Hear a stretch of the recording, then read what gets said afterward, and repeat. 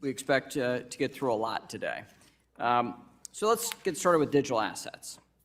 Under your leadership, the Securities and Exchange Commission has brought nearly 50 separate enforcement actions against digital asset firms. And now your agency is requesting an additional $78 million to expand your enforcement agenda. At the same time, you've refused to provide clarity on whether digital assets offered as part of an investment contract are subject to securities laws. And more importantly, how these firms should comply with those laws. You're punishing digital asset firms for allegedly not adhering to the law when they don't know it will apply to them. It's nonsensical. The administration said it, the Fed has said it, and I'll say it again. Congress must provide clear rules of the road for the digital asset ecosystem because the regulators cannot agree. Regulation by enforcement is not sufficient nor sustainable. Your approach is driving innovation overseas and endangering American competitiveness. The ranking member and I have worked for more than a year on this issue, and we'll continue to work this Congress. But let me be clear. Our goal is to make law. We expect you to play a constructive role in that process. Now, next up, we'll discuss your overly aggressive and very expensive rulemaking agenda. In the past 2 years, the Commission has proposed 53 new rules at a breakneck pace. That's twice as many rules as your predecessor, Mary Jo White and Jay Clayton, in the same amount of time. This raises serious concerns that the rulemaking process is being rushed, undermining the quality of our securities laws, and risking negative unintended consequences. These concerns have been echoed by senior personnel at your own agency, and they are similar concerns raised while you were at the CFTC.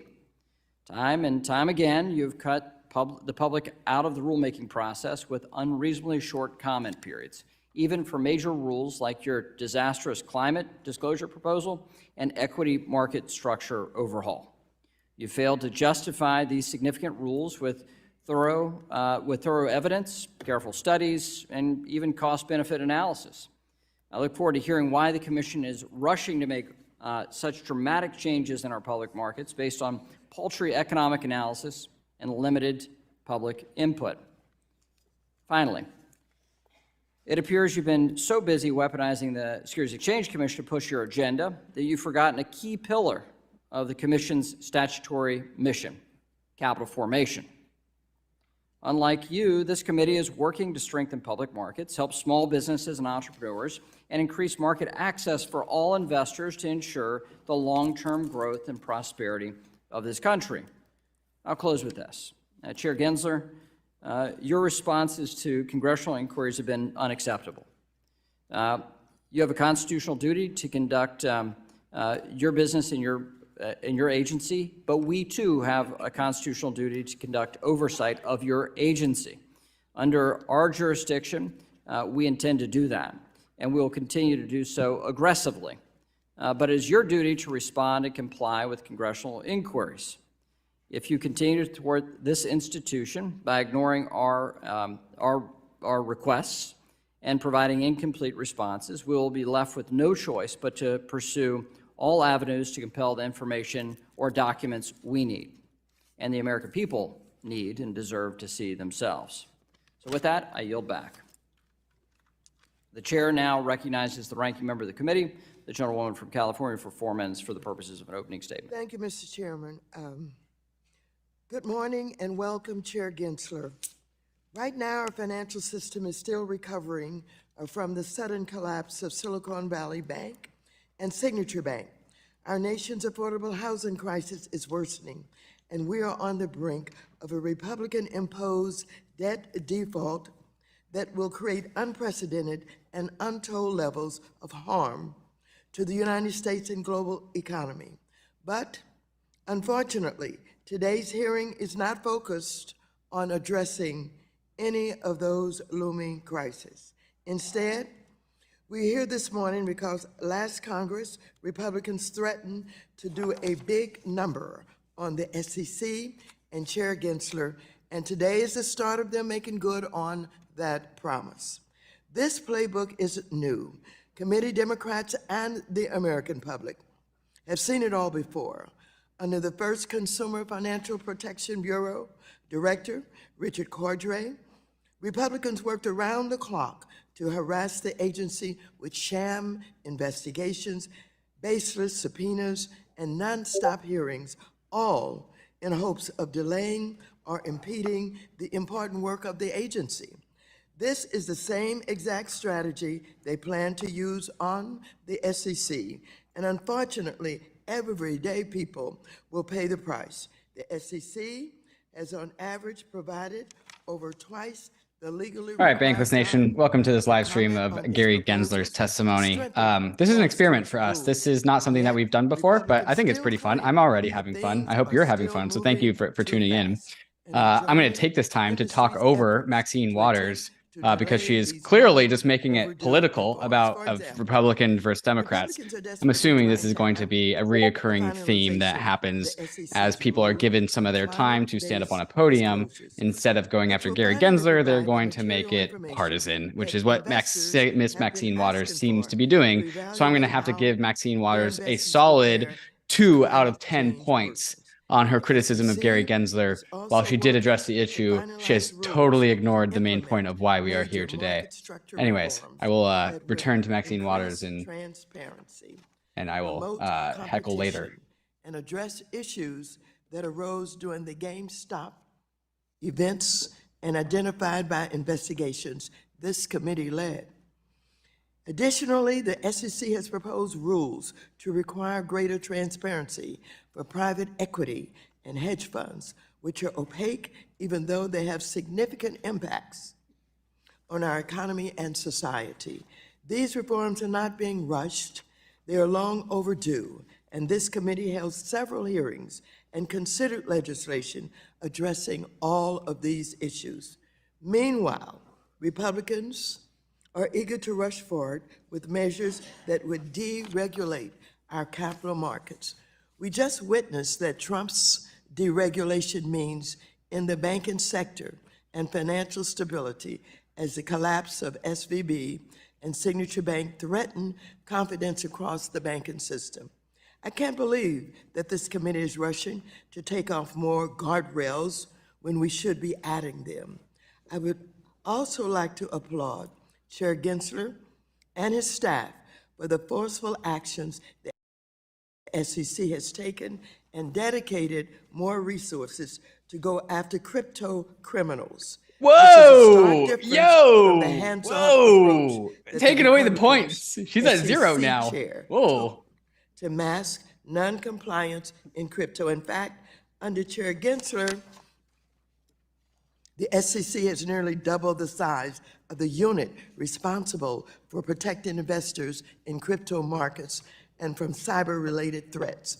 Since the recent bank failures and the fall of XTX and various crypto platforms. With that, I'm going to yield back the balance of my time because the chair did not go over his time. Yeah, please do. Please yield your time. Notion here for me too.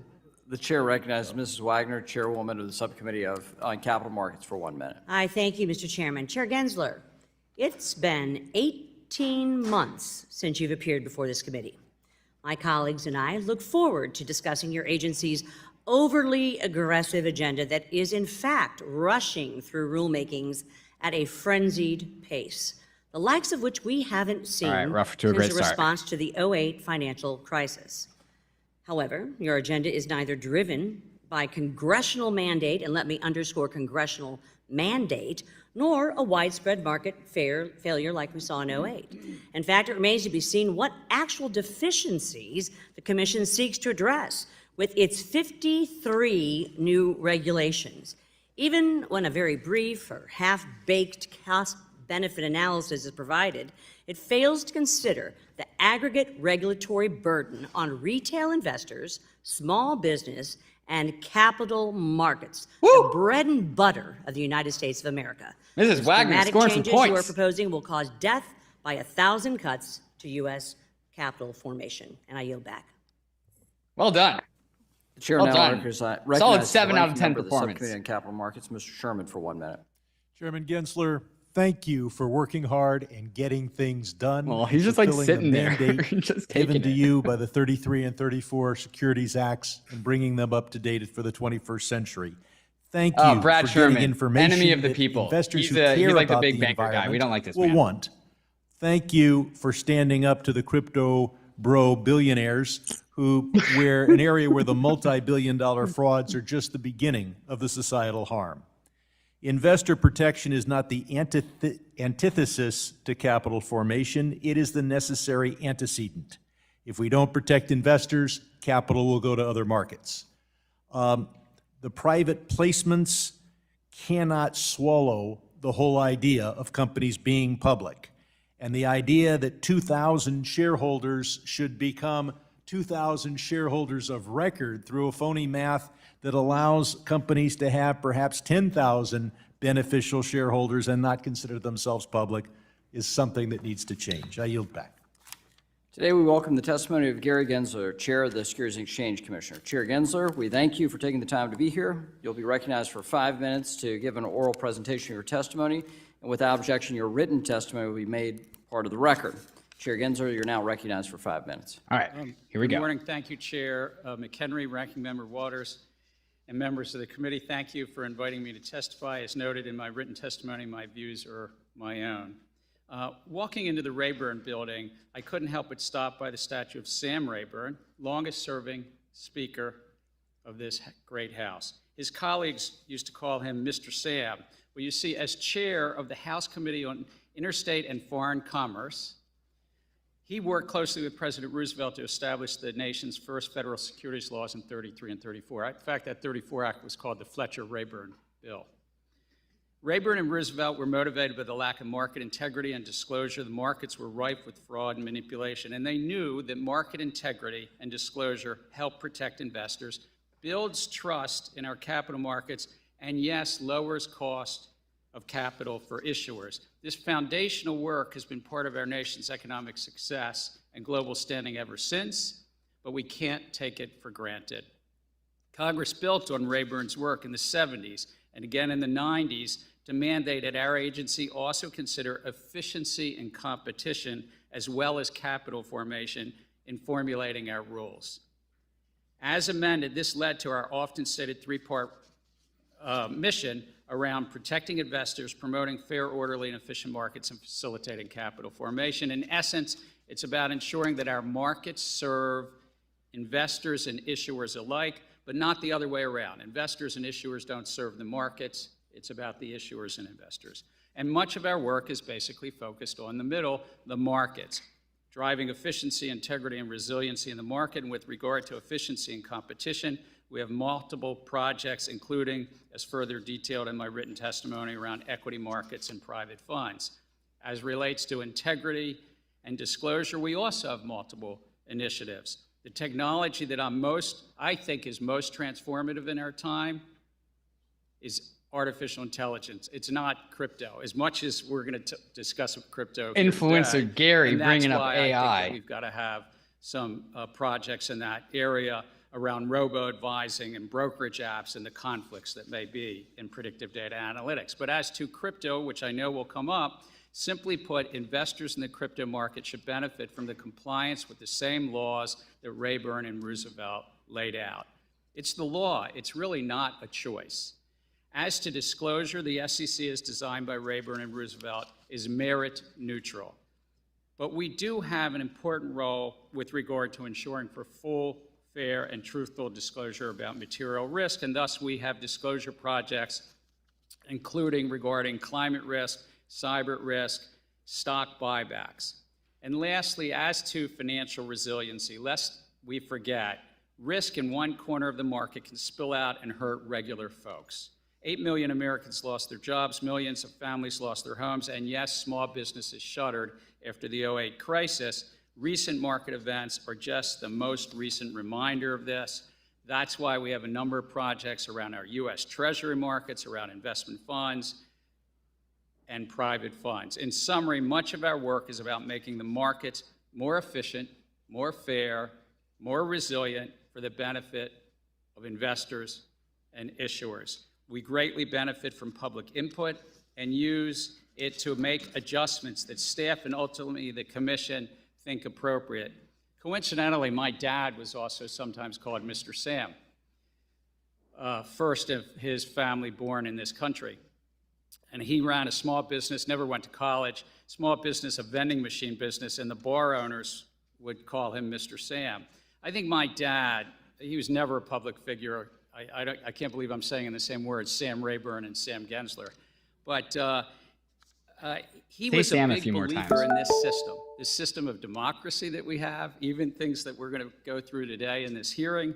But he was a believer that the American system could help him as a small business owner and as an investor, the little bits of money he put to the side. So I hope that both Mr. Sams would think about the SEC's work to ensure that the markets serve investors and issuers alike, but not the other way around. It's not that the investors and issuers serve the markets or the market intermediaries in the middle. I thank you. I yield back my time. That was Thank you, Chair unsatisfying. Gensler. I'll now recognize myself for 5 minutes. Ether is one of the most popular digital assets and powers the Ethereum blockchain. Off to a great start. Back in 2018, then SEC Corporation Finance Director Bill Hinman stated that he believed Ether was not a security. Last month, CFTC Chair Benham expressed his view that Ether is a commodity. The State Attorney General of New York asserted in a court filing last month that Ether is a security. Clearly, an asset cannot be both a commodity and a security. Do you agree? Actually, all securities are commodity under the Commodity and Exchange Act. It's that we are excluded commodities. But I would agree that a security cannot be also an excluded commodity and an included commodity. I'm sorry, Chair, just to talk about the Commodity Exchange Act more precisely. Okay, so do you recognize, how would you categorize Ether then? I think that the general sweep of what Congress did, not just in the 30s, but as amended. I'm over asking you, years, sitting in your chair now, to make an assessment under the laws as exist. Is Ether a commodity or a security? Without speaking to anyone. I know you've okay, repeatedly it's said a you're not going matter to of speak to facts. one, except you've spoken to one, Bitcoin. So I'm asking you to speak to a second one, the second largest market cap here. And speaking to the tokens, there's 10 to 12,000. If there's a group of entrepreneurs in the I'm asking middle, about the one. public is anticipating a profit based on the. I'm asking you a specific question, Chair Gensler. I said this in private. This should be no shock to you. I'm asking this question. Is Ether a commodity or a security? And again, it depends on the facts and the law, and if there's a group of individuals. I'm asking you about the in facts and the middle. law sitting in your seat and the judgment you are making. He's not going to give an And answer. so, Mr. Chair, I think you would not want me to prejudge because I'm also. But you have aware- prejudged on this. You've taken 50 enforcement actions. We're finding out as we go, as you file suit, as people get Wells notices on what is a security in your view, in your agency's view. I'm asking you a very simple question about the second largest digital asset. What is your view?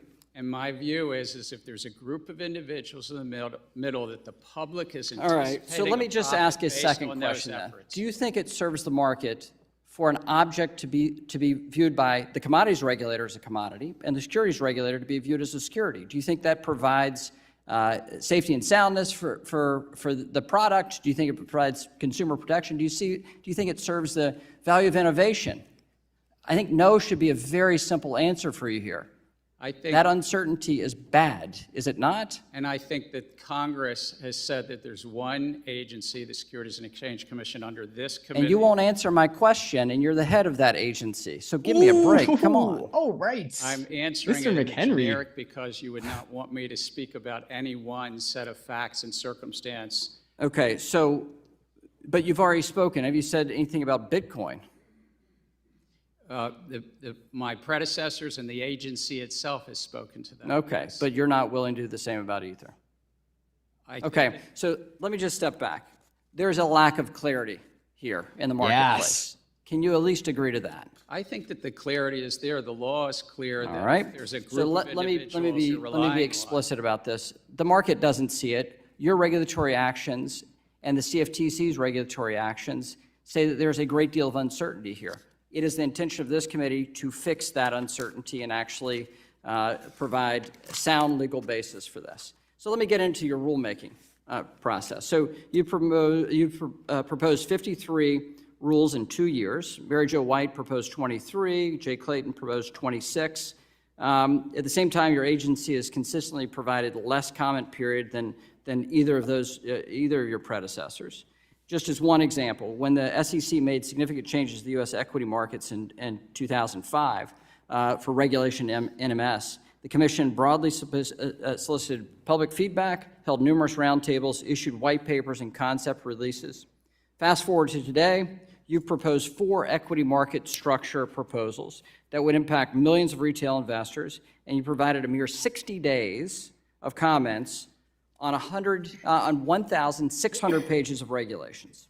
So let me ask you this. Do shorter comment periods and less public interaction improve rulemaking? We actually put out the equity market structure rules, had 105 days of comment from the time we voted it out through March 31st. But I think robust public input helps us greatly, and we take comments on our rules. Our average has been about 70-plus days overall. But we also get comments. And I want to get into the after cost-benefit comment analysis, but my time has expired. With that, I'll recognize the ranking member. Thank you very much, Mr. Gensler. I'd like to give you time to give your answer to Mr. McHenry and explain to him exactly how you define securities and commodities. Please go right ahead.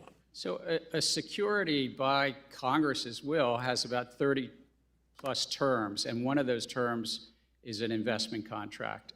And the Supreme Court has addressed this multiple times over the years, and we as a commission have addressed this in these 100-plus actions that the chair mentioned. I think there's 130 or so actions we've taken. And it's basically, if the public is putting their hard-earned funds with entrepreneurs, promoters, and anticipating a profit, there's a 4-part test. And it's really, it's a broad sweep. Thurgood Marshall said that Congress painted with a broad brush to protect the public. And the SEC is an agency you all set up years ago, is a disclosure-based agency. We're merit neutral, but we're not neutral to full, fair, and truthful disclosure in crypto or elsewhere. And that's really the core. And so is there a group of entrepreneurs in the middle that are working on that project, promoting that project, have a website that the public looks to? Do they have Twitter accounts and handles? Do they upgrade the software, and is the public sort of reading about them, anticipating a profit based?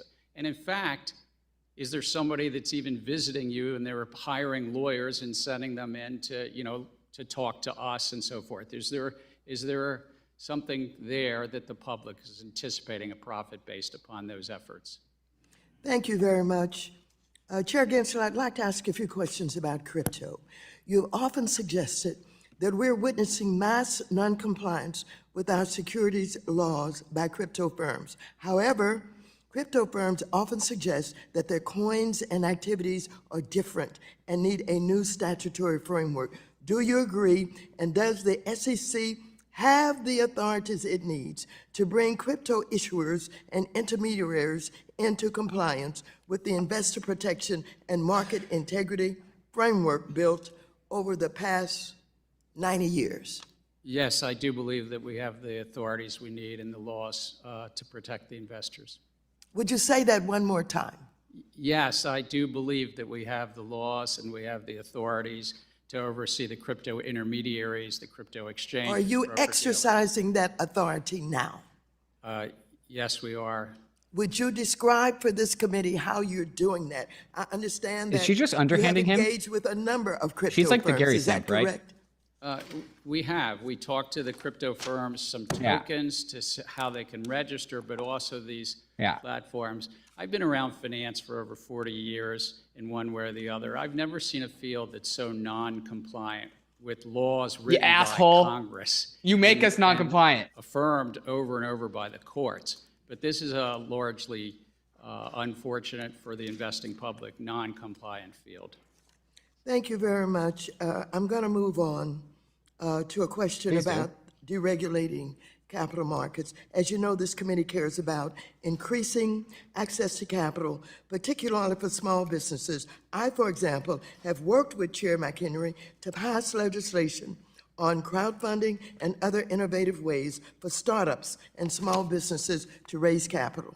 These are targeted approaches to supporting business growth and creating jobs. Some on the committee suggest, however, that deregulation is needed, but I don't see how deregulating capital markets is good for small business. I'm sure you job don't see that, creation, Maxine innovation, Waters, or how economic deregulating growth. capital markets is Would good. you please explain whether or not you believe deregulation is needed?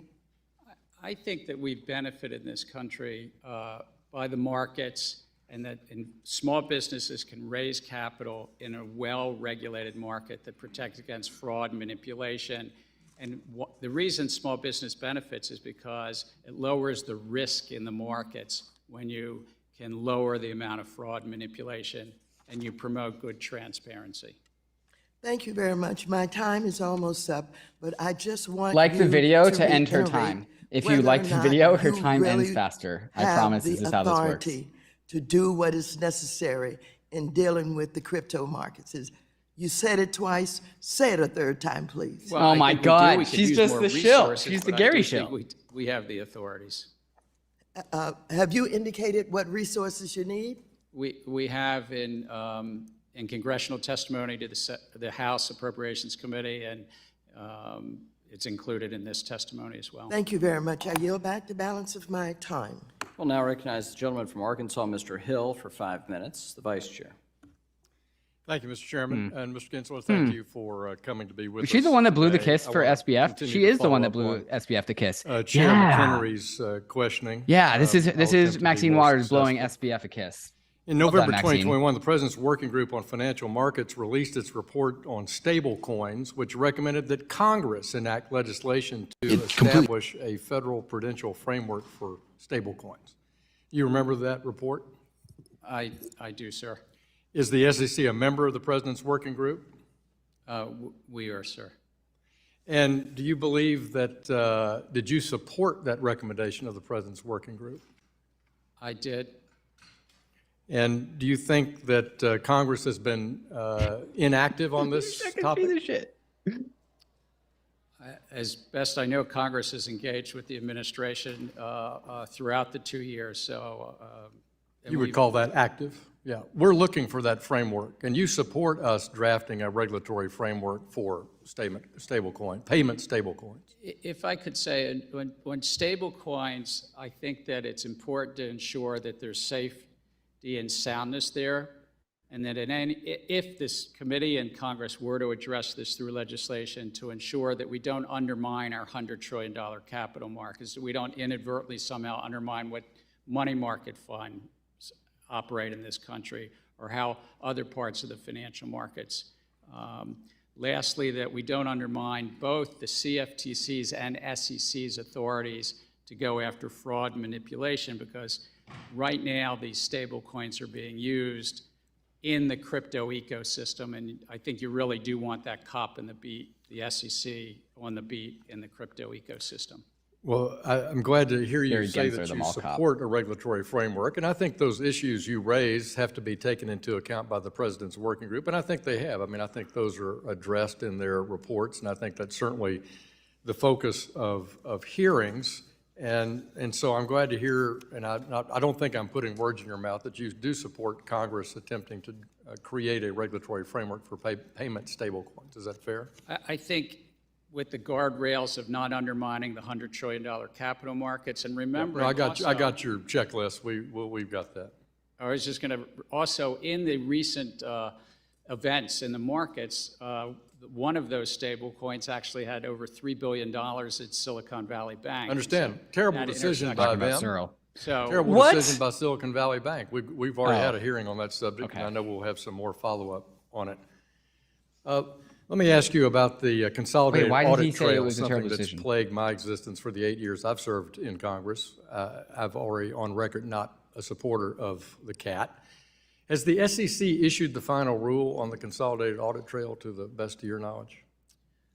The rules are in place. We're still working on parts related to filings in front of us on funding and some amendments with regard to data security. Would it surprise you that some people in the brokerage community weren't aware that the CAT is actually already being collected as of December 31st?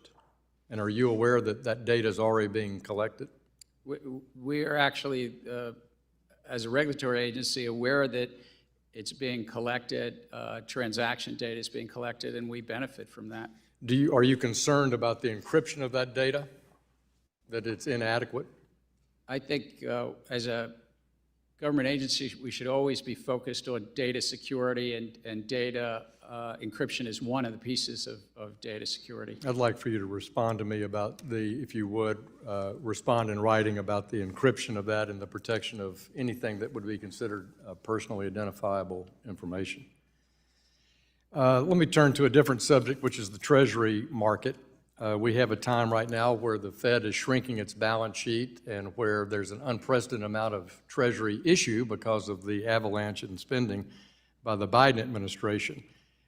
Is the SEC a member of the Interagency Working Group on the Treasury market? Yes, we are, sir. And yet you have this proposal, as I read it, that would say that people who are buyers of Treasuries could somehow be swept up and become dealers.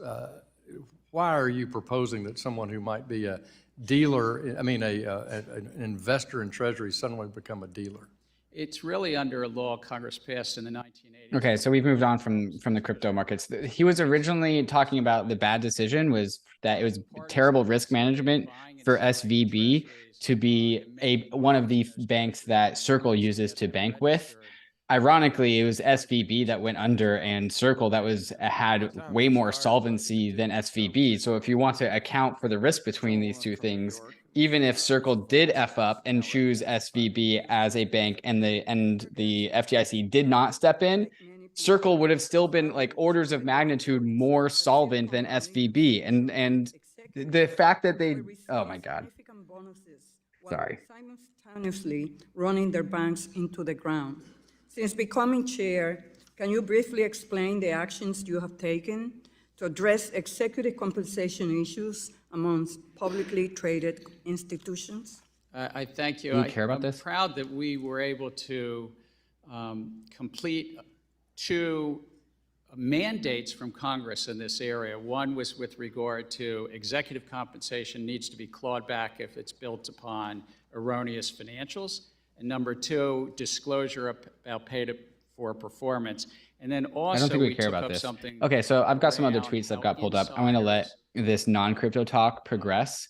But we are watching Gary Gensler, his hearing in front of the Senate Finance Committee, I believe.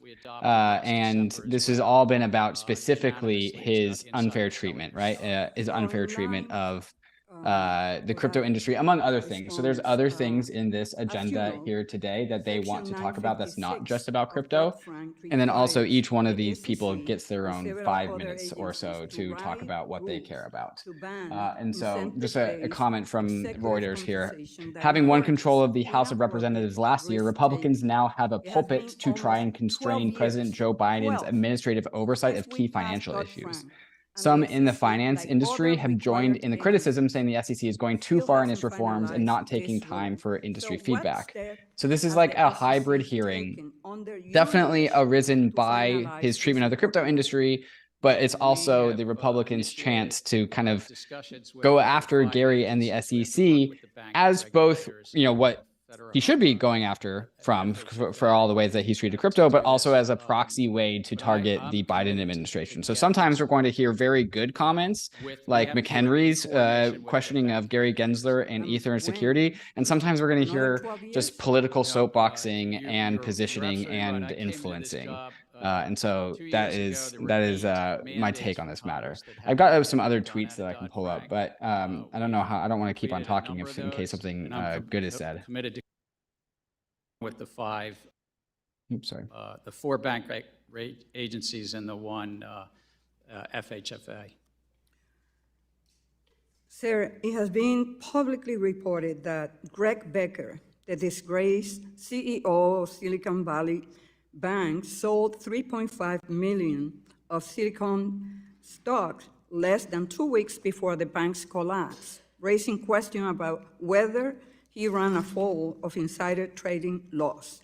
What actions has the SEC taken to investigate stock trading by bank executives leading up to the bank's collapse?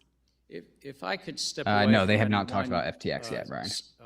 Circumstance and say it's against the law to trade on material non-public information. That's whether you're at a company or whether you're in just a private Have you guys seen this citizen, Gary influencer video? that's You guys want against to the watch this law, video? and If we you want me take to play that, this video, very tell me in the seriously. chat, and I'll play this video. It's pretty what cringe. action has the SEC taken under your leadership to address insider trading generally?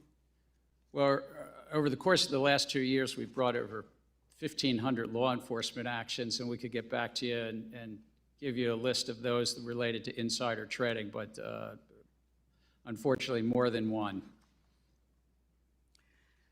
Mr. Gensler, the S-2155 legislation that passed in 2018 contained here we go. legislation. Here we go.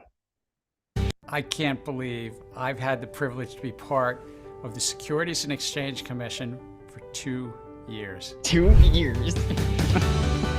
Gary Gensler, year 2 at the SEC. This It's remarkable a sophomore. agency, Like a we college. serve investors building Jesus. for a better future and issuers raising money while overseeing the $100 trillion capital markets that allow them That's to stock move. footage. And why do I've capital seen that markets 10,000 matter? times. It's because investors and companies, God, large and so much small, stock use footage. them every day. Every time you invest in a 401k, trade through a brokerage app, take out a mortgage or auto loan, you place your trust in our capital markets. For 90 years, our capital markets, with the benefits of securities regulation, have been the finest in the world. At the SEC, we're working for you to keep it that way. First, we serve as a cop on the beat, stamping out misconduct and making markets fairer. In the last You missed 2 years FTX. alone, we filed 1,500 enforcement actions. This is not That something to includes celebrate. Actions against Ponzi schemes and pump and dumps. You missed insider Terra Luna, trading, you missed FTX. misleading disclosures, and yes, rampant non-compliance. You missed in BlockFi until crypto after the markets. fact. Did they list Second, BlockFi? in overseeing the markets, we engage with over 40,000 registrants, asset managers, brokers, dealers, exchanges, fund companies, public companies raising money from you, and many more. When investors have fair access to markets and full, fair, and truthful disclosure from those raising money, that builds trust in our financial system. We cannot, though, simply rely on the rules of the past to face the market challenges of today. Technology and new business models are dramatically transforming our markets. Thus, we're working to update rules to best meet our times. No, that's what We're he's seeking not to make doing. our That's what we markets want more him to do. Efficient and competitive. That means better returns for you and lower costs for issuers. We've made proposals to do so in the stock market and the ever-growing private funds market. Further, we're working to strengthen market integrity and transparency. We recently adopted rules to guard against insider trading and to claw back executive compensation when based on faulty financials. We're also striving to make our markets more resilient. Lest we forget, risk in one how long corner does of this the go? market can spill out and hurt regular folks. The market events of the last month are just the most recent reminder of this. So we're working on multiple projects in the treasury markets, in money market funds, and in cybersecurity to better protect you from future financial instabilities. I am so honored to be part of the SEC's remarkable team. Here at the SEC, They don't I'm like you. proud that we have the investing and issuing public's back.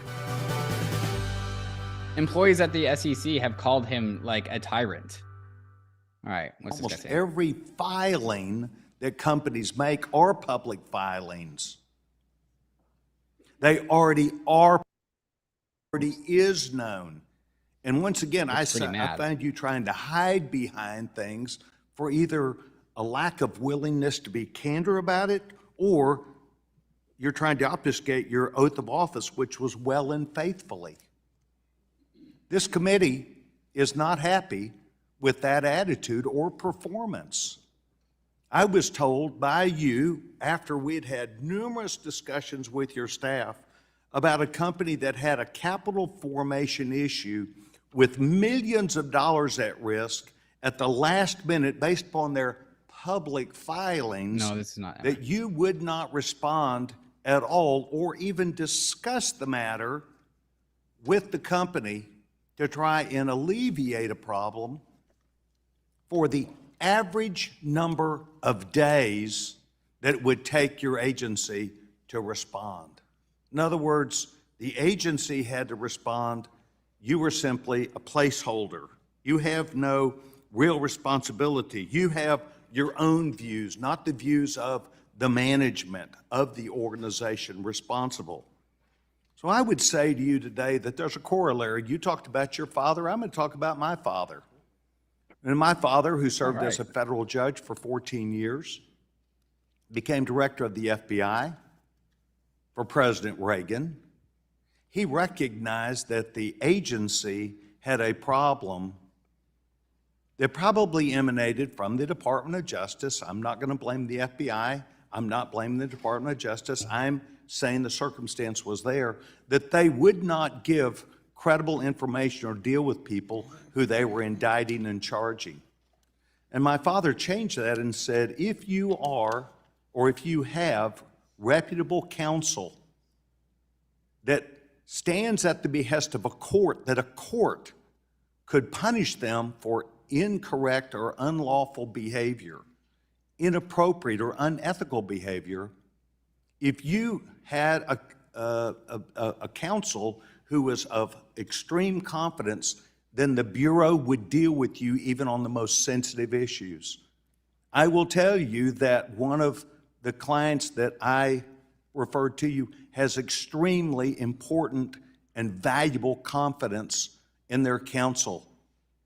And you as an agency have chosen to stonewall, obfuscate, and not do your job. And I've sent you a letter, and I'm asking you to respond back to this committee and to me about whether you're going to look at that when confronted by this committee, because I strenuously believe that you should have some authority and responsibility in that effort. Mr. Chairman, I yield back my time. Was he talking Gentleman about from crypto just California, then? Mr. Sherman, is now recognized for 5 minutes. Mr. Chairman, Chair Gensler, I am very pleased with your attitude and your performance, but my views are my own. I'd like to speak for the gentleman from Texas, but he hasn't authorized me to do so. I won't. The chair of the committee says that we ought to have absolute clarity in this issue, and I agree with him. And we can achieve that if the chair will work with me on legislation to say that all intangible investment assets, including all crypto, are securities. That way it would be very clear that investors in crypto get the same protection as investors in stock, bonds, and other intangible assets acquired for an investment purpose. The definition of accredited investor that we have now relates to the wealth of the investor or their income, which may have nothing to do with their sophistication and knowledge. And I look forward to working with others on this committee to have a definition of accredited that discards the idea of wealth and looks instead at knowledge, but also specifies that if you're going to participate in that kind of private placement, you don't put more than 5 or 10% of your assets in any one basket. The definition of an accredited investor we have now is based on wealth levels set in the 1980s, which means they're completely out of date and probably shouldn't So here's be the used at all. Coinbase Mr. page, Chairman, the public policy page about you Brad said Sherman. to the banking as committee bad as it back gets when it a comes couple to years his ago, stance to on the crypto. extent there are securities on these trading platforms, under our laws, they have to register with the commission.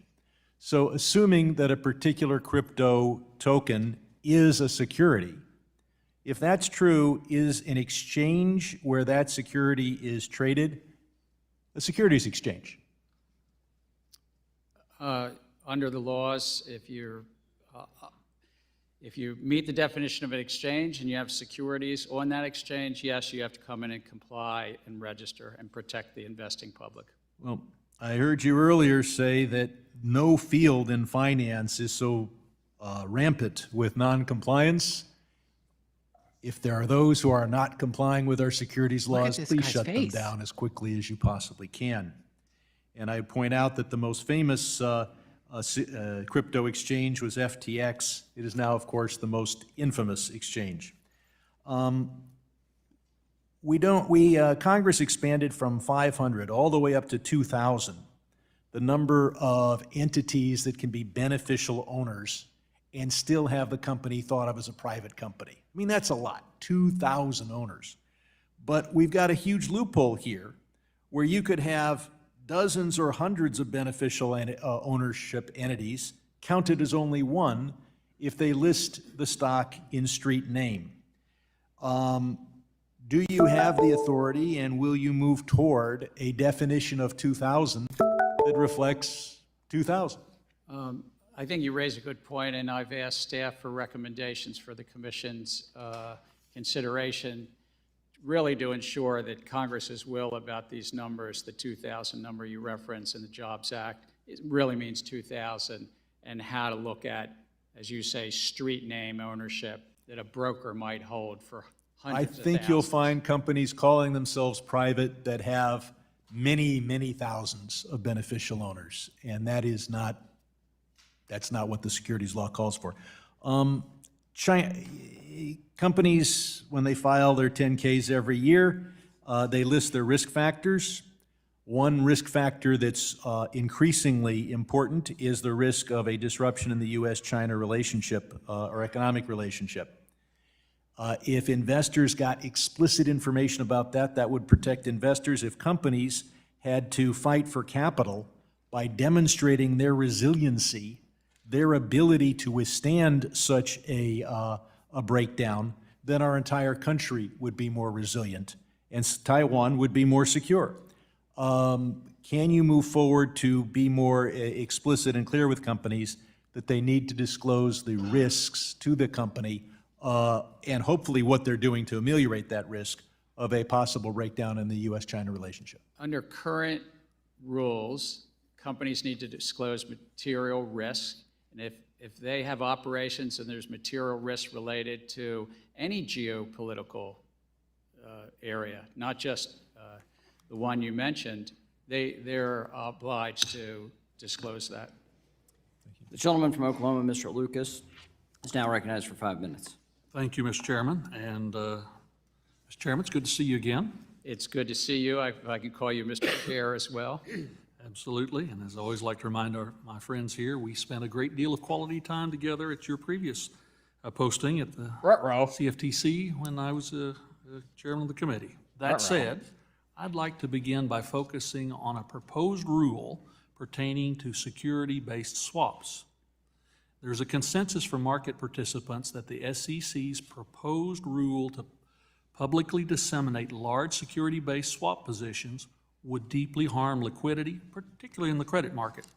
Okay. And I'll note, standing up a large position reporting This isn't regime about crypto, so for chat, I'm going to put this on confidential mute and just fill it in with more crypto things.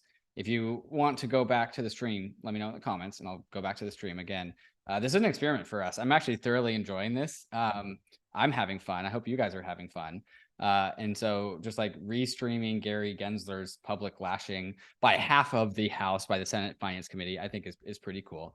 So just to have some context about like what's going on today, Gary Gensler dropped this yesterday, this cringe influencer video, one of his many, that just does the whole like public propaganda PR thing. Oddly timed right for today.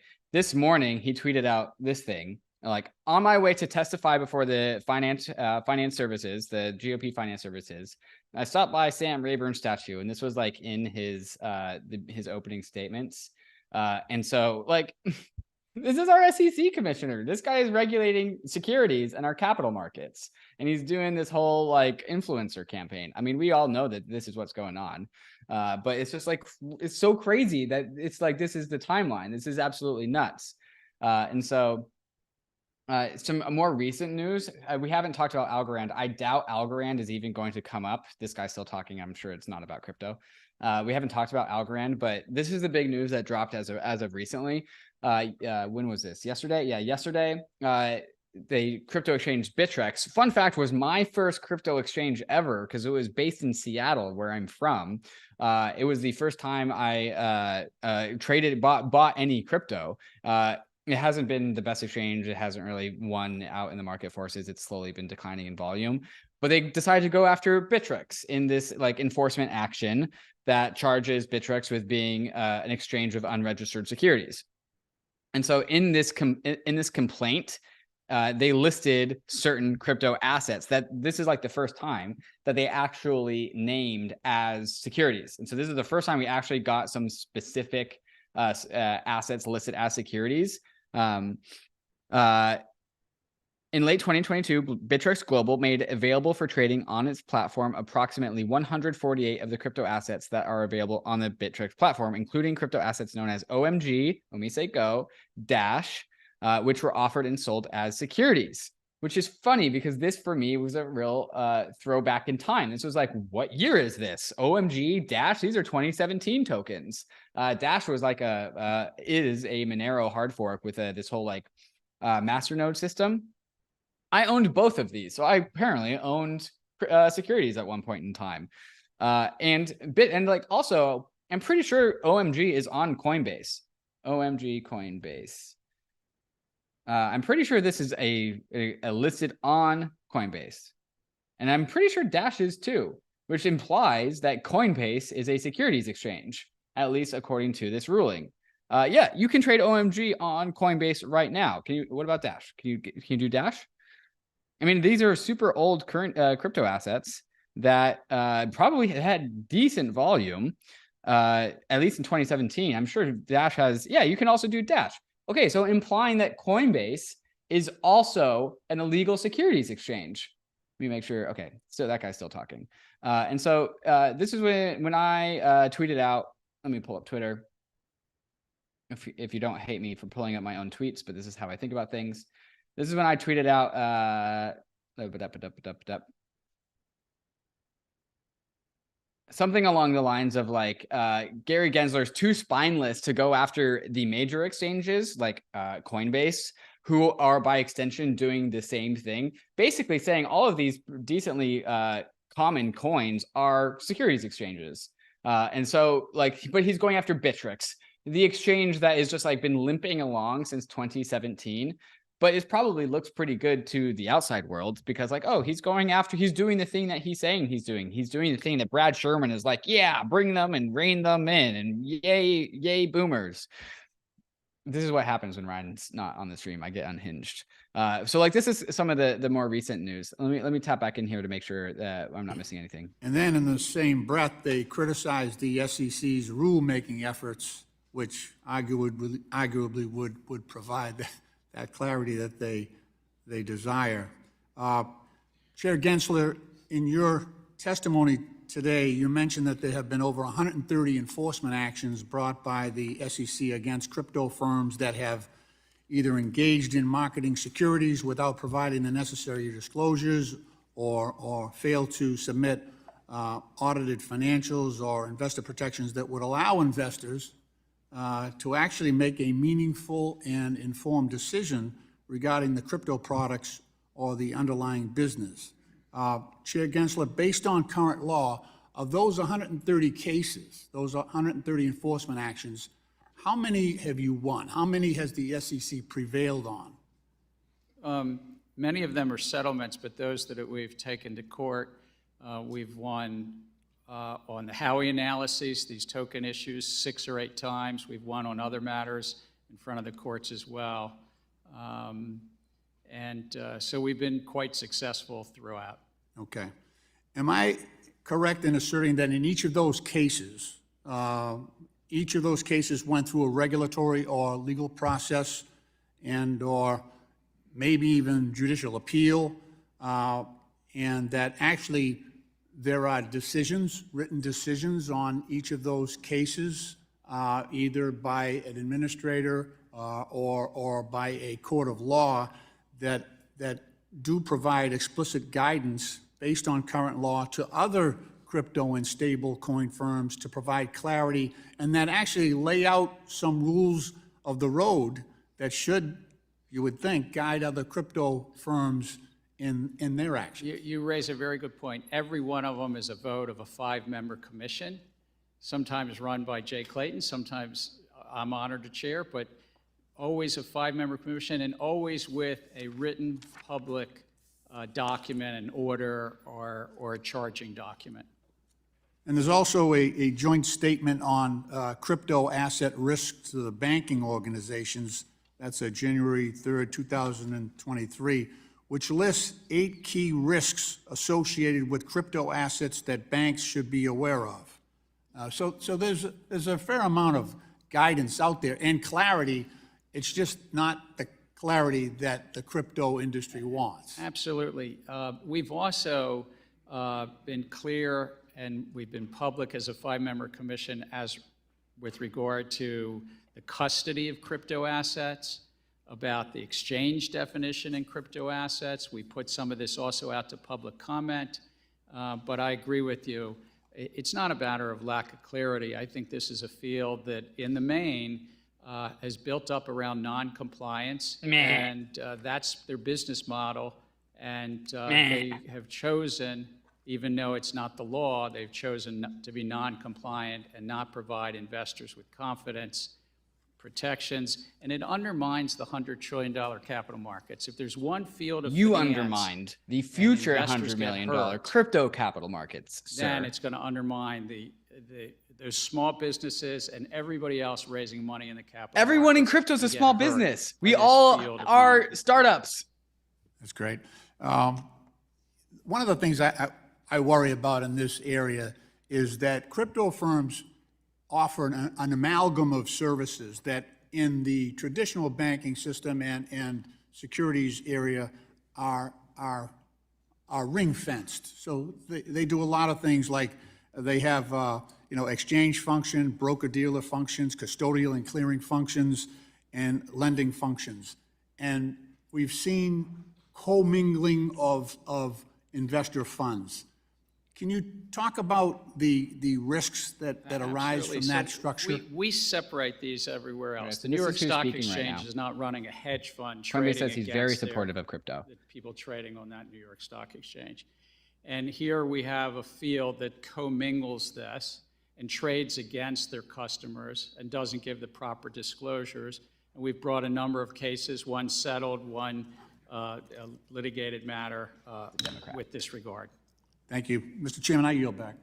The gentleman from Florida, Mr. Posey, is now recognized for 5 minutes. Thank you very much, Mr. Chairman. Speaking of crypto, commingling of funds, while we're on that subject, prior to the collapse of FTX, did you have any concerns with the company or question if they were breaking any securities laws or harming investors?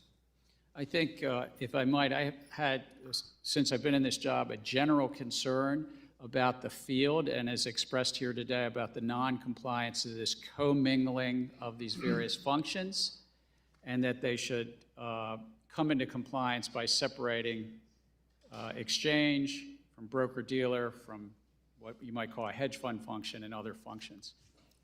So with those concerns, did you direct your staff to look into FTX? I want to stay at a little bit higher level, but I directed the staff to look I bet you do. to the crypto intermediaries and a wide range of crypto intermediaries. Yes, sir. Okay, so what did they find? Well, we filed an action late last year, a number of actions, which are public actions with regard to Sam Bankman-Fried and FTX that are on our website. But what we found in those actions, as they show, is we allege a number of violations of the securities laws. Yeah, when did you think FTX was problematic? At what point? Well, again, we filed these actions in December, and I think we've filed follow-up actions in January because it takes time to develop an investigative file, and we follow the facts and the law where they come. But I've given speeches, and I've been clear with many members of this industry that right now they need to come into compliance. We have one goal, is to bring them into compliance, and to stop commingling all these functions, stop using customer funds as if they're their own. It's like somebody who's got their hand in the cash register because they say, I want to take some money out of the cash register for the weekend. I'll put it back later. And that's just not proper.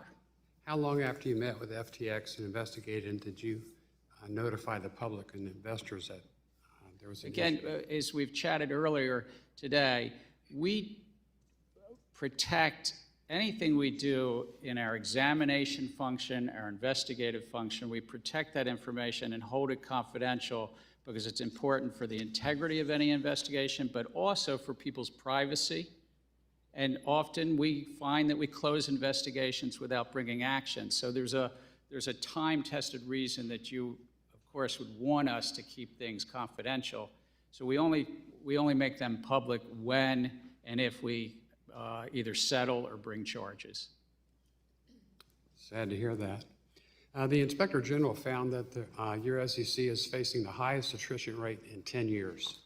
How has the attrition rate affected your agency's ability to regulate digital assets? No, it's a very dedicated workforce. We've moved up to about 6 or 7% attrition. That's consistent with other financial regulators across the U.S. government. I'm really pleased to say that last week we Partnership for Public Service, we went up in the overall rankings. We're now in employee surveys. These are employee surveys done by outsiders. I think we're now 3rd out of 27 mid-sized agencies. But in terms of digital assets, we could certainly use more resources. I mean, it is definitely, there are more things to look at and investigate than we have people on the staff to do. Yeah, because you're a megalomaniac. Thank you, Mr. Chairman. I yield back. The gentleman from Missouri, Mr. Cleaver, is now recognized for 5 minutes. Thank you, Mr. Chairman. Mr. Chairman, thank you for your April letter, which I interpret to be a gentle reminder to Congress that we needed to raise the debt ceiling. And I appreciate the fact that you clearly understand and recognize the importance of this.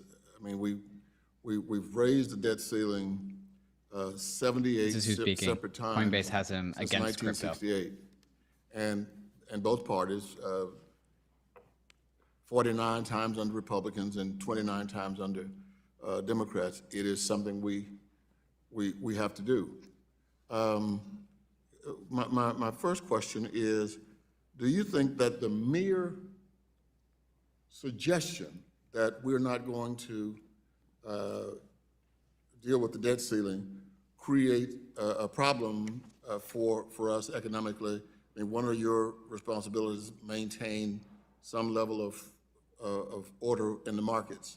So what do you think, just the mere suggestion, just the mere threat, what does that do? It puts a dose of uncertainty into markets, but it becomes particularly problematic the closer one might get to whatever deadline that is. And that's not our jurisdiction, that's others. But, and then if we were to go over Do we care about this? X date. Chat, let me know if you care about this. Otherwise, it we can would start really to talk about undermine the other half of the bid. It would be one heck of a mess in capital markets, that's for sure. But it would undermine the base of our capital markets, U.S. Treasuries, or the risk-free part of our capital markets, that everything else is built on top of that. I was here in 2011 when there was a stalemate. We're not going to do anything, and so we ended up, of course, averting the cataclysm, but we still did damage to the economy. Okay, I'm listening to the chat. We're gonna put Mr. Cleaver, sleepy Mr. Cleaver, quiet him down a little bit, and we'll come back as soon as they start to talk about crypto again. If you don't like that choice, yell at me in the chat, and we will return. Okay, so where we left off here. is that Bittrex and all of these assets that were on other exchanges were listed as securities. And in particular, this one very interesting crypto asset called Algorand. Algo. I don't know too much about Algorand. I think it's like a stable coin layer 1. I can't remember. But like people immediately found these very old Gary Gensler videos about Gary promoting governance Algorand. They're is not even tough. You promoto. could create Uber or Lyft on top of a blockchain technology today. Well, maybe in 5 years you could. It would have the performance. Sylvia McCally's Algorand, who's a Turing Award winner at MIT that I work with. Sylvia's got a great technology that has the performance you could create. So he's not like he's like promoting it like a crypto influencer, but he like talked about it a number of times in all of his like MIT talks. Hypothetically, the Bitcoin or some crypto, Aline would tell us it would be some other crypto. Maybe it's Algorand or maybe something. it's Algorand. What's up, Brian? Okay, so here's what I've been doing, Ryan, is we've been like restreaming this, but every once in a while, a Republican or a Democrat comes in and makes it political and not about crypto. So I've just been putting it on mute in that time and just to talk about what else is going on, just to fill in the gaps. Small bits. Sometimes they just like throw poo at each other, and so I money talk market about like funds other and stuff. other funds. How's he doing? How's old Gary doing? On the hot I mean, seat. he's being Gary, man. He's like, But if we were to they only get have close 5 minutes that to pressure him. X date, your I proverbial don't think he's talking about crypto in the very moment. visual that you just did from But the movie okay, from 1974. McHenry, who is like leading this it whole is thing. likely Who's that we would what's start to McHenry's see first name? Do you know? fraying, less liquidity Patrick, in the treasury right? Patrick markets, McHenry, yeah. which And so the other thing I've been ultimately doing, means higher Ryan, cost to the is taxpayers. going. coming If you into type that. in, Do you want to? Are we talking over Gary? If we Can you lower were- him Yeah, while we talk for a second? You want me to thought quiet him clip. down? Yeah, too many voices in my head. I already have enough voices in my head. Okay, so if you here we type go. in like the congressman's name and then type in their name and then crypto into Google. Who? Patrick McHenry? Yeah, and so anyone, this is what I've been doing. So I've been whoever's talking, I've been going and typing their name into Google and then pulling this up. You see this window, right, of me over? Yeah. Yeah, so like Coinbase, their whole public policy program tells you exactly how positive they are. So like we can like Coinbase lets us see That's who they awesome. are as they're talking, and then we go back to it. So let's see Here's Patrick McHenry. McHenry as an example. Hang on. Oop, I just muted Chair it. Gensler, we certainly appreciate Oh, your he just passed it on. Let's see what they have to say. Oh gosh. the APA director. And we've all chuckled about that, but it makes the point that it seems as though your agency has taken on a different mission, that you seem to be pushing an Yes. ESG agenda, which is, in my mind, something that's not in the best interest or under your purview of the SEC. So I'll let my other colleagues get into that a little bit deeper, but I want to put something on record with regards to that. My first question deals with mortgage insurance linked notes. According to the National Association of Realtors, the average first-time home buyer's down payment is 6%. Okay. In an environment of elevated interest rates and home prices. Let's see. So yeah, wait. So I'm gonna drag. So I have this one window open. I'm gonna drag it in front of the stream, and you see this Patrick McHenry from Coinbase thing, right? I mean, I do, but I'm looking at your Zoom chat. I'm not looking at the stream. I don't think the stream people can see I it. think the stream should see it. I think that's right. Dave's saying he can't see it. Oh, cannot see it. Oh, that's a shame. I've been doing that a lot. Okay. Well, here's what I'm gonna do. I'm gonna do this. Okay, now you can see it, right? So here's Patrick McHenry. Yeah, you see it? Very supportive. Very supportive, right? And so I've been pulling these up one by one as like Oh, that's cool. come. Yeah. Yeah. This So person is how about this he's guy? not talking about crypto. This guy, Lukermeyer. It's probably, if he's not talking about crypto, he's probably like a neutral or unknown, right? Yes. Let's see. Blaine Lukermeyer, crypto. Base. He might not. Is unclear. But it's nice that we can just like look this up really, really quickly. Yeah. It's unclear towards crypto. Yeah. So that just plays in like, he's not asking about it. There's no questions related to crypto because he just doesn't care. Yeah. So like so far, this whole thing has been like 50% crypto, 50% political Other things? grandstanding and adjacent things. Like Maxine Waters, like both Brad Sherman came in and Maxine Waters came in and just like softballed Gary Gensler so he could just hit home runs. And then other Tell us people all have the come great in things hot. you are doing to protect us against scary crypto, Gensler. It's like Brad Truman was like, I just support everything you do and bringing all the non-compliant. I'm your He said biggest fan. Crypto bro billionaires, all the non-compliant crypto bro billionaires is like a word that non-compliant crypto bro billionaires. He didn't say it in Wow. that specific like string of words, but he did say crypto bro billionaires. Okay, so back up. I think it's an instructive moment from the standpoint of things that maybe we're not thinking about before. We saw with this crisis where somebody got on social media. Okay, we're talking about the banking crisis now. we're talking about the what? The bank run? The banking crisis, yeah. The social media tweet and the follow-up. God. Oh, That got me social to media. thinking It's social and media. concerned, I think and in this is fact, interesting. this Let's hold this for a morning, second. The CEO for Charles Schwab, Paul Bettinger, voiced the same concern that I've been talking about for the last several days, which is about short selling. It would seem to me that if we have a situation where we have a lot of banks that are not very liquid right now, that there's some concerns about, that somebody could play some funny games with our not just the banking industry, but our economy as a whole. It could be somebody trying to make money. It could be a foreign actor who wants to do something different to our economy. So the question becomes, if you want to, so I guess what my question really is two parts. Number one, do you have the ability to stop a short sell problem that arises within the banking industry, for instance, based on its threat to the entire industry? Both buying a security, going long, it's called, and shorting a security are in important parts of our capital Is markets. he talking and important about parts of the influence of social media and are on legal to go security prices? both long and to on go markets? short. It's a way to express and help capital markets work.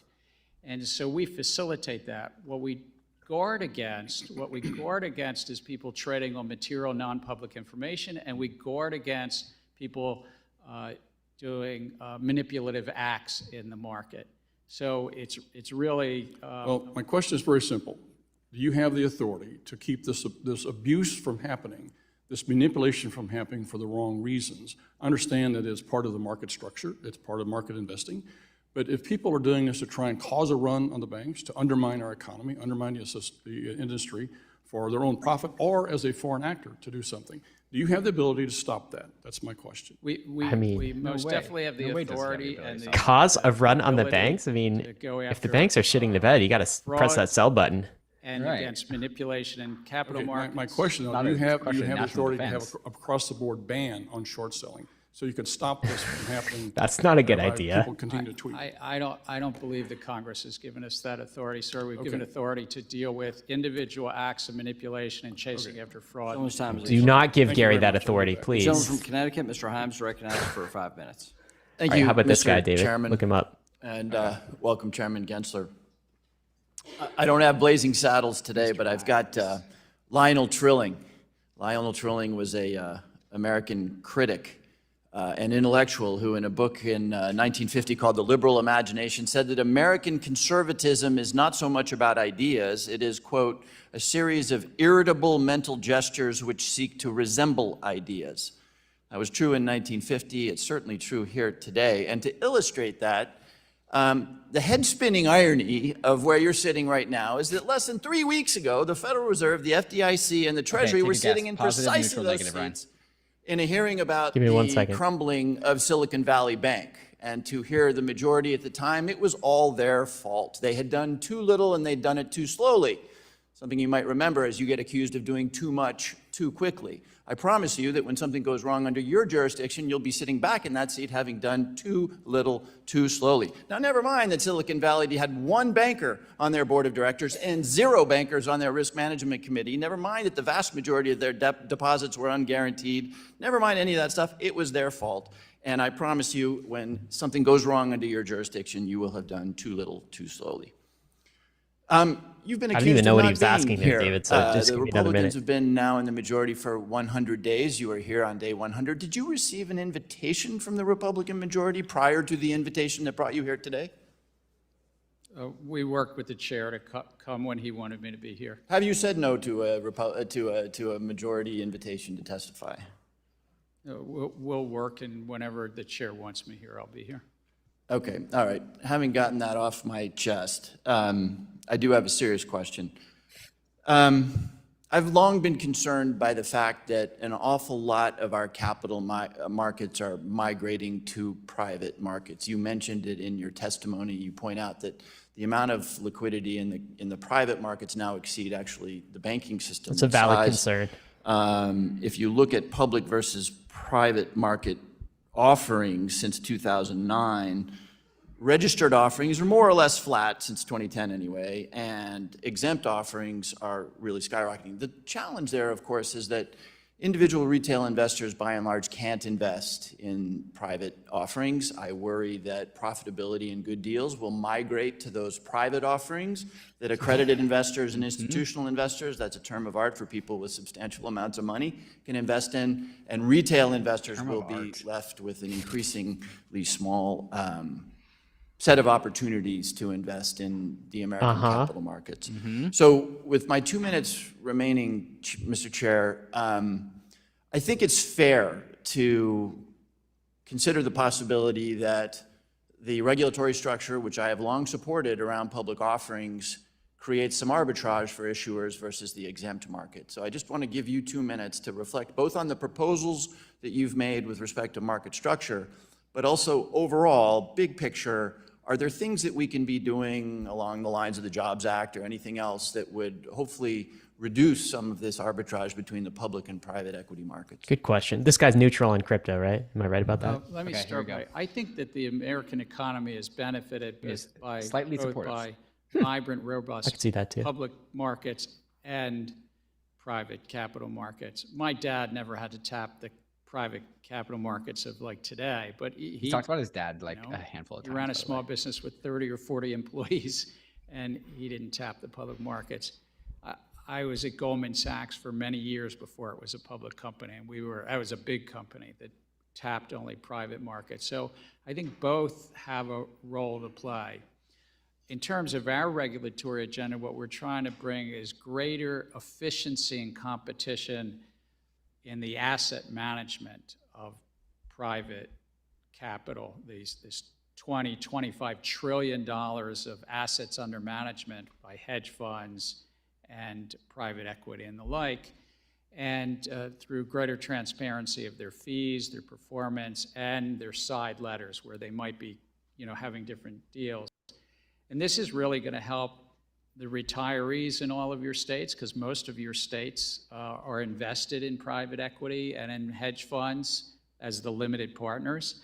It helps the state treasurers, it helps the endowments, it helps the people behind that if we can bring greater competition in a field that probably has, at just 2%, it would be $500 billion a year in revenues to the asset managers. This is what I meant earlier. It's important that our capital markets work for investors and issuers, not the middle, maybe. Was that an answer? Time's expired. Thank you, Mr. Chair. We'll now go Really to the good gentleman from Michigan, Mr. Huizinga, for 5 minutes. Thank you, Mr. Chair, and I'm glad to see you here, Chair Gensler. And I do want to congratulate you on finally appointing a permanent Inspector General yesterday. A little late coming, in my opinion, but in late February, I'm going to jump right in. In late February, Chairman McHenry, Senator Scott, and I sent you a request for documents and information on your climate disclosure rule. The fact is, other than a couple of emails that were private, you have produced only publicly available documents in response to that request. I'm going to highlight a couple of those. You sent us This a is copy probably of the not any public crypto comment questions file on here the then. This is probably nothing about crypto. Okay, so at the very first question, Ryan, the thing that started this whole thing off, Patrick McHenry, which is the guy like doing the traffic Bullish controlling of all crypto. the people, Yeah. came in so hot about, hey Gary, is Ether a security? And that was the No first way. thing. That was the Just- first question? And Gary would like start to talk, and then he would cut him off and be like, no, don't talk, just say, is Ether a security? And he did that like first. It made Are you most serious? of his time. Most of his time. They had to yeah. ask. So Patrick McHenry, can we get him on Bankless? Hey Dave, can we get Patrick McHenry on Bankless? Okay, so Patrick McHenry, and he came out, and I'm sure Coinbase Under Coinbase, I'm sure he's in favor, right? I'm sure I can't imagine he's Is not very all the way supportive green. of crypto. Very supportive, yeah. He's a member of the blockchain caucus. Oh yeah, okay, great. Yeah, that's like as supportive as it gets. And so like grilled him on it, and then he got Gary in a little bit of a trap, but then he ran out of time. Because yeah. There's no overtime, huh? There's no overtime. Just 5 minutes, you're done. No. And then it went to Brad Sherman and Maxine Waters. And so I'm now realizing that like I pulled up the Maxine Waters window in front of the window I'm screen sharing, so it didn't actually make it to the stream. But like I was pulling up the Maxine Waters video of her blowing SBF a kiss while she was like giving Gary Gensler like T-balls to just like slam out of the park. Oh my God. This whole thing has been pretty cool. So, but like it's cool, but like, do you think it'll get anything will get done as a result of this? I mean, what is the? I don't know if there's no needles, because like lines are being drawn though, right? Lines are being drawn. Some people are coming in hot and asking very good questions that like rile up the crypto people and make me excited. And then it's like 10 minutes of just like political like circle jerking and nothing really moves. Because this is not this is not a session on crypto specifically. It's just oversight of the SEC. It's like all of the things that we're upset at the SEC for doing. We're just going to talk about them in this format. Yes, it's not explicitly about crypto, although he was summoned to testify for the actions of the SEC. And so he is here because the Senate Finance Committee thinks the SEC is like off on the wrong track, largely because of crypto. There's some other things as well. There's some like climate, environmental concerns that have been brought to the table, but like crypto is a main theme here. Okay, so who is the guy who called for? I was out yesterday, David. I had jury duty, civic duty there. Warren I'm Davidson done. Is who you're talking about? I think somebody called. I believe congressman called. Warren Davidson. Here you go. Is this? Oh yeah. This is what I saw. So he said this. Yup, to correct a long series of abuses, I'm introducing legislation that removes the chairman of the Securities and Exchange Commission and replaces the role with an executive director that reports to the board, where authority resides. Former chairs of the SEC are ineligible. And he is quoting a tweet from, I think, Paul. Paul from Coinbase. From Coinbase, who is quoting another I dissent post from Hester Peirce, who should be the SEC chair, by the way. Right. But basically what this lawmaker is doing, and so go back to the lawmaker tweet for a second. Who is this guy? Warren Davidson. Warren Davidson. Okay, Warren Davidson, former Army Ranger, Ohio's 8th District in Congress, working towards a government small enough to fit within the Constitution. Okay, that sounds very right-leaning Republican, yes, right? Yeah. Okay, also follows Bankless, by the way. Follows the Bankless. Follows Bankless.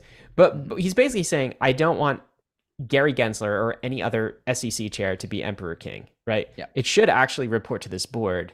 Like one individual chair shouldn't get to make all of the decisions in this regulatory body. I don't know what the chair would actually mean. Like, would the chair be all of the commissioner? Apparently, the chat's saying that they're talking about SBF, so let's tune in. We are obliged to keep investigative matters confidential. So hold on a second. Don't hide behind the DOJ, because then it sounds like I need to send letters to the DOJ and not to the SEC about the SEC charges.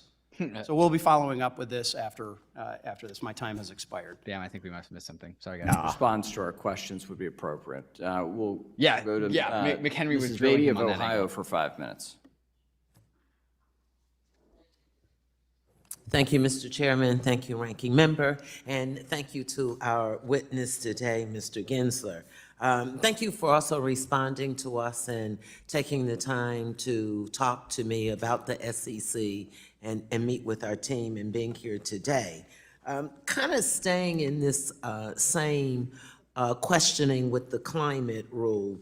As you know, and many may know, I'm a former small business owner myself, so I think I know as well, if not better, than most of the unique challenges that small businesses. Where were we talking about? We were talking about Warren Davidson.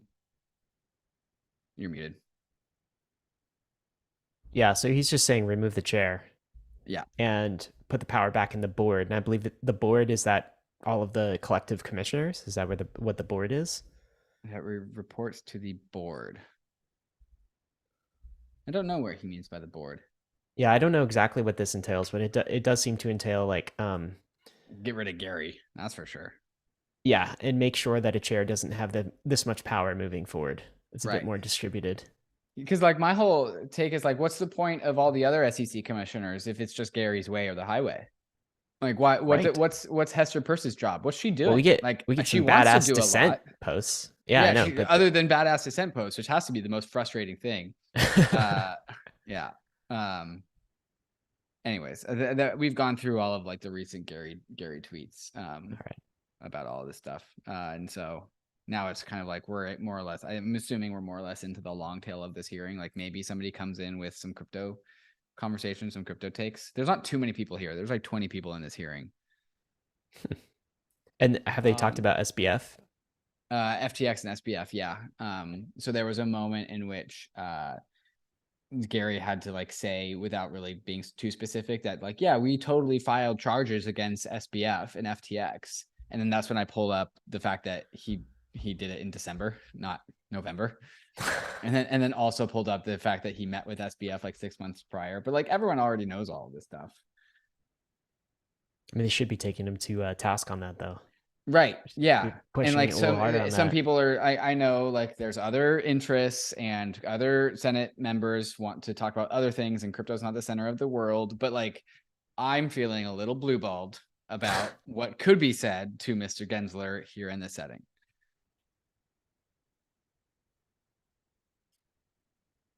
Of your mission.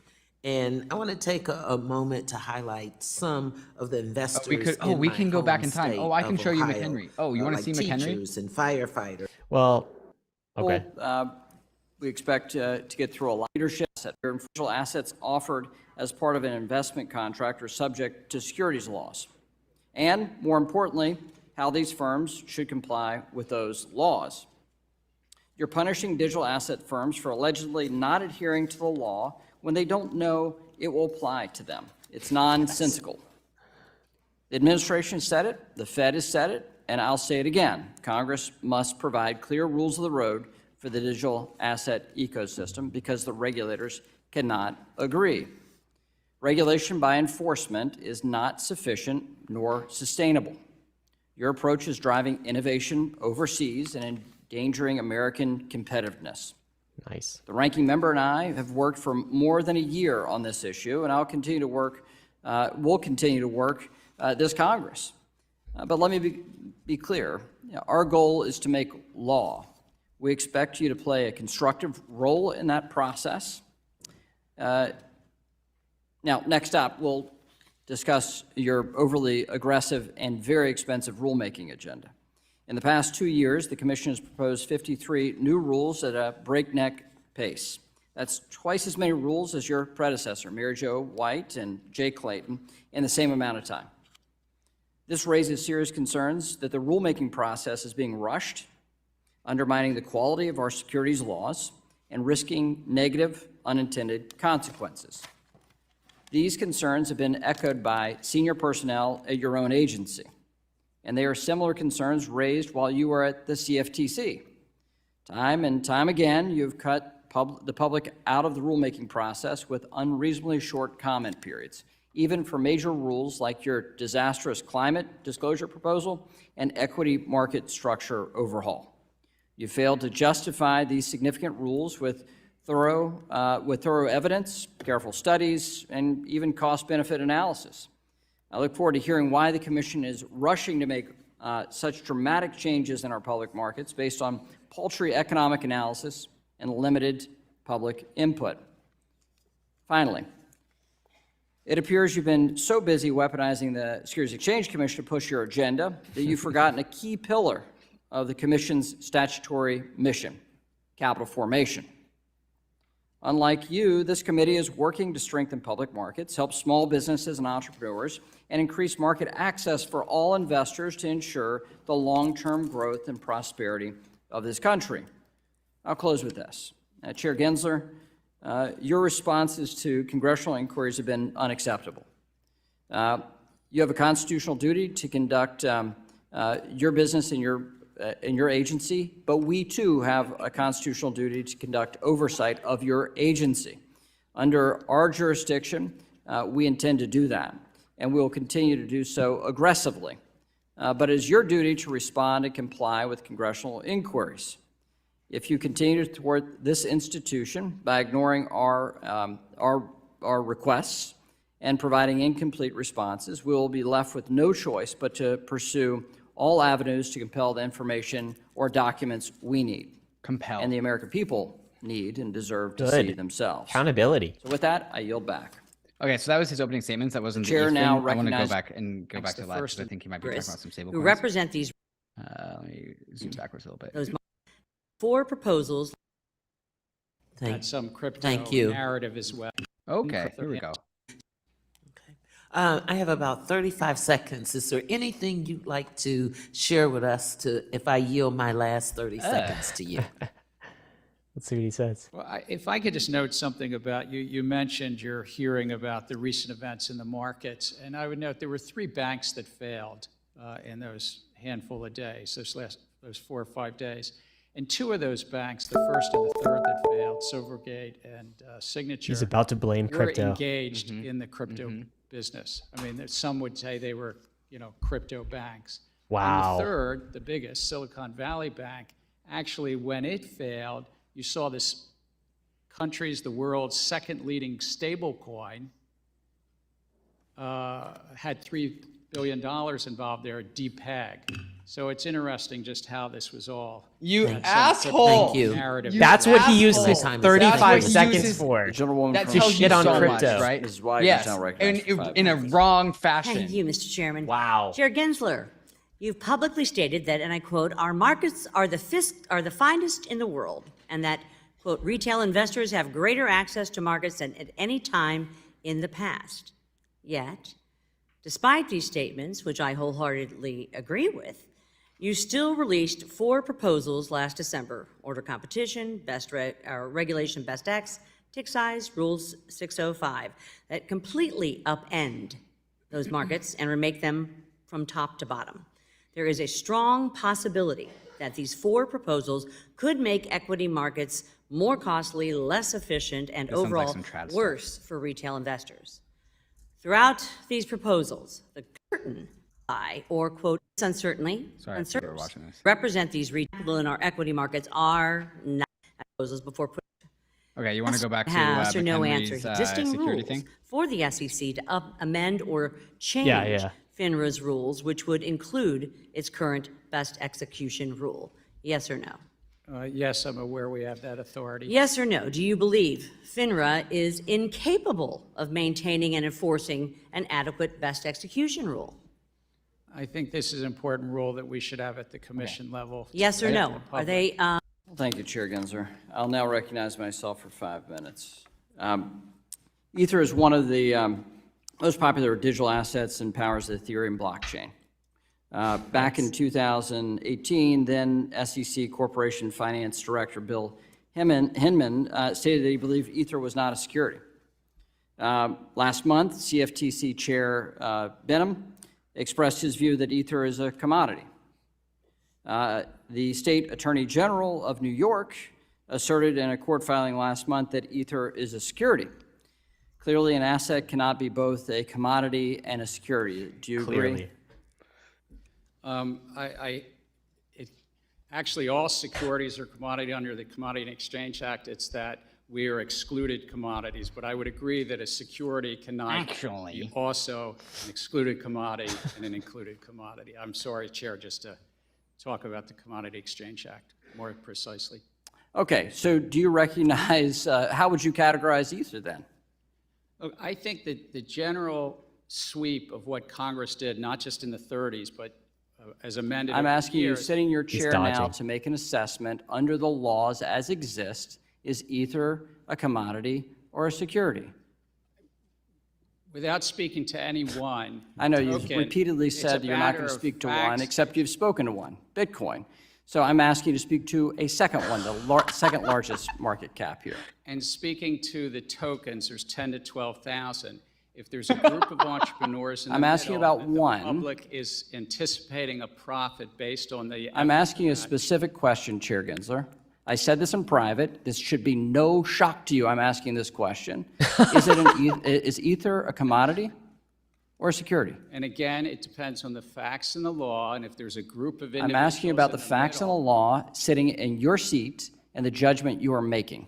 And so, Mr. Chair, I think you would not want me to prejudge because I'm also. But you have aware- prejudged on this. You've taken 50 enforcement actions. We're finding out as we go, as you file suit, as people get Wells notices on what is a security in your view, in your agency's view. I'm asking you a very simple question about the second largest digital asset. What is your Simple view? question. And my view is if there's a group of individuals in the middle that the public is. All right, so let me just ask a second on those question then. efforts. Do you think it serves the market for an object to be viewed by the commodities regulator as a commodity and the securities regulator to be viewed as a security? Do you think that provides safety and soundness for the product? Do you think it provides consumer protection? Do you think it serves the value of innovation? I think no should be a very simple answer for you here. I think That uncertainty is bad, is it not? And I think that Congress has said that there's one agency, the Securities and Exchange Commission, under this committee. And you won't answer my question, and you're the head of that agency. So give me a break. Come on. I'm answering it in the generic because you would not want me to speak about any one set of facts and circumstances. we would. Okay, so, but you've already spoken. Have you said anything about Bitcoin? My predecessors and the agency itself has spoken to them. Okay, but you're not willing to do the same about Ether.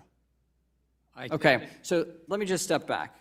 There's a lack of clarity here in the marketplace. Got him. Can you at least agree to that? I think that the clarity is there. The law is clear. All right. There's a group So of let me individuals be explicit about this. The market doesn't see it. Your regulatory actions and the CFTC's regulatory actions say that there's a great deal of uncertainty here. It is the intention of this committee to fix that uncertainty and actually provide a sound legal basis for this. So let me get into your rulemaking process. So you proposed 53 rules in 2 years. Mary Jo White proposed 23. Jay Clayton proposed 26. At the same time, your agency has consistently provided less comment period than either of your predecessors. Just as one example, when the SEC made significant changes to the U.S. equity markets in 2005 for regulation NMS, the Commission broadly solicited public feedback, held numerous roundtables, issued white papers and concept releases. Fast forward to today, you've proposed 4 equity market structure proposals that would impact millions of retail investors, and you provided a mere 60 days of comments on 1,600 pages of regulations. We're on equities now, So let me ask you this. Do shorter comment periods and less public interaction improve rulemaking? We actually put out the equity remarks. They comment raw. Is expired. With that, I'll recognize the ranking member. Wow. More than a third in West Virginia. Oh, okay, we're talking about real estate now. Yeah, so that was like the hottest That was point of this whole awesome. thing. It was awesome. Yeah, and we haven't really had any moment like that since. I don't know what we just missed, but the comments didn't say that we missed anything. So, I mean, that was worth the live stream. Just that. Yeah. Patrick McHenry grilling him third in on the West question Virginia. that all of us have asked about: is Ether a security? And you're not answering the question, yet you say there's clarity. How can there possibly be You like clarity? stumble and stutter, and then your next answer is like, "Oh yeah, there's clarity." There's complete clarity, and it's just Didn't you like hear if my there's last clarity, yeah, if there's clarity, tell us what the second largest market cap crypto asset actually is. And by the way, he said, I love his comments. Like, this should not come as a surprise to you. I told you I was going to ask you this privately before we got in the public stand, and now I'm asking you this, and you're just waffling. You have no answer. Absolutely. So he started to say when there's like a group of coordinated actors, implying Yeah. that there's a group of coordinated actors Yeah. around Ethereum. I know. Like he wants to say Ether's a security. He totally does. Yeah. This, it could not be more clear. As if all of his actions weren't clear. I mean, when he got 30 seconds, that other member of Congress asked him a question. Here's free time. What's on your mind, Gary? He's What do you like, want to talk about? I just want to remind everyone that cryptos, Signature and yeah. Silvergate were crypto banks, and they almost let a major stablecoin fail, and it's their fault for the banking run. That's what he used his 35 seconds for. Incredible. Yeah. Tells you a lot. Tells you a lot. David, are you going to continue monitoring this? I've kind of there is seen a what I talk need I'd to. like I gotta to go to that starts in 2 minutes. Yeah. Bankless Nation, how badly do you want this stream to continue? Tell us in the comments. I've been thoroughly enjoying because like you just like add commentary when it's time and you can like fill in the gaps. Wait, is that McHenry again? Anytime he comes on, he's just passing it from person to person is what he's he doing. is the chair of this committee. Then it seems like. Yes. Yeah. Chief accountant. This is not crypto related. This one for Mr. Barr. Yeah, I got to go though, David. So a shift. As Chairman Powell recently noted, in historical practice, as custody assets have always been treated as off-balance sheet. SAB 121 changed that, and I'm concerned about the consequences because banks have capital, liquidity, and other prudential requirements that non-bank custodians do not have, meaning that banks cannot offer digital asset custody services at scale without significant balance sheet implications. If banks cannot provide digital asset custody services at scale, they simply will not offer those services, which could lead to market participants not having bank-grade custody solutions to pick from and will turn to offshore solutions, like in the Bahamas, diminishing American competitiveness and compromising investor protection. Chairman Gensler, has it occurred to you the irony that at the same time you pursued SAB 121, which has effectively precluded highly regulated banks from offering customers the safety and security of segregated digital asset custody services, not a single one of the 4,500 employees under your supervision at the SEC noticed that FTX was allowed to commingle customer funds, allowed FTX to trade, settle, custody, lend, and borrow digital assets without institutional-grade custody? I'm actually quite proud of the staff that put out that staff accounting bulletin, because what they said is that public companies, not just banks, but that public companies needed to put on their balance sheet if they had their customer crypto. And it's what we subsequently found in bankruptcy court, Celsius bankruptcy and others, that in bankruptcy, investors just stand in line. Well, reclaiming my time, did you or your staff consult with prudential bank regulators? Was there any interagency interaction on SAB 121 before or after this was issued in March of 2022, given the ramifications that this effectively prevents well-regulated banks from providing digital asset custody services? Thank you. Yeah. There was significant dialogue beforehand with accounting professions at the Big Four and others, because this question kept coming up, but there has been consultation about this with the bank regulators subsequently. Well, I find it very interesting that nobody at the SEC under your supervision noticed that FTX, a one-time $32 billion company, was run on QuickBooks. Private funds rulemaking.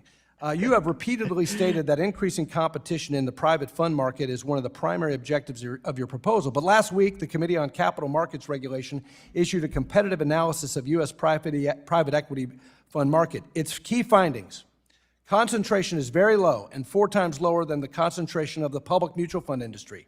The number of fund advisors and funds is steadily growing. The range of investment strategies available to investors is increasing at a significant rate. Barriers to entry are low. Effective management fees have been declining. Performance net of fees and portfolio diversification benefits outmatch that of public markets. Demand from investors is growing. This analysis directly refutes the entire So I missed part of that, David. Of your rulemaking. That there is a lack of competition in private equity. Why can't we have banks custody crypto, right? And why did Gary have an answer? I heard the question, but I missed the first part of his answer. Get the answer. I don't really trust Gary's answer anyways. But like, and this is actually like something that is weird about the crypto industry is that we have exchanges that are also custodians. You deposit to Coinbase so you can trade on Coinbase, right? You deposit to Kraken so you can trade on Kraken. In normal trad world, you have custodians and then you have exchanges, and those are actually separate entities. Right. We haven't had that ability to have segregated checks and balances in the system that we've had, which we've determined is good, because banks can't custody crypto, or they don't want to because of either compliance or fear of regulation or extra scrutiny, and so we don't have that. And so that's what that line of questioning was about. This is interesting from Andy Barr, Congressman Andy Barr, who is unclear on crypto, according to I didn't get Coinbase. that. Could you try again? Oh, Siri just triggered. What was that? Siri, sorry. Why is she here? Is she listening to this? Siri's hanging out with us, yeah. Okay. Yeah, so like that guy is actually unclear on crypto. Okay. And I found this on the web my for gosh, type I'm so series Siri, hanging out with kill it, us. kill it. Yeah. Siri, Check Siri, it out. Stop. shut up, stop. Siri. Oh, was I just mean to a robot? Yeah, I you mean were. that. Yeah, I broke David's rule. you did. All right. Well, okay. I'm sure there's a few more things, but I do have to go for real this time. I just wanted to get that. Okay. All that right. last Goodbye, question. Ryan. Say everyone. All right. Say bye to Ryan, everyone. Bye, guys. Enjoy. Okay. I'm really sorry, Bankless Nation, but I'm gonna have to also go because there is a talk I need to go. Whoa! Wow! Holy! Wow! Look at that outfit! Whoa! Oh, I was not expecting that, Mrs. Presley. Okay. I'm going to drop the YouTube link in the chat. I'm also going to put it in the description of the video. I'm really sorry, guys. There's a Polygon ZK EVM talk that I got to go to, but I promise that talk is ultimately going to become Bankless content. So that's why I hope you can forgive me for ending this. I really enjoy all of you guys being here. This has been a ton of fun. Anytime Gary Gensler gets into the hot seat, I think we will totally do that, do this once again. If you enjoyed this live stream, please like the video. Also subscribe to Bankless. We are not fans of Gary Gensler, and if that's your deal, you should definitely subscribe to Bankless because we talk about that all the time. So thank you everyone for tuning in. Again, I will put a link to the actual stream coming out of the GOP Financial Services YouTube account in both the comments and then also the YouTube description. Like and subscribe. Thanks everyone. Peace.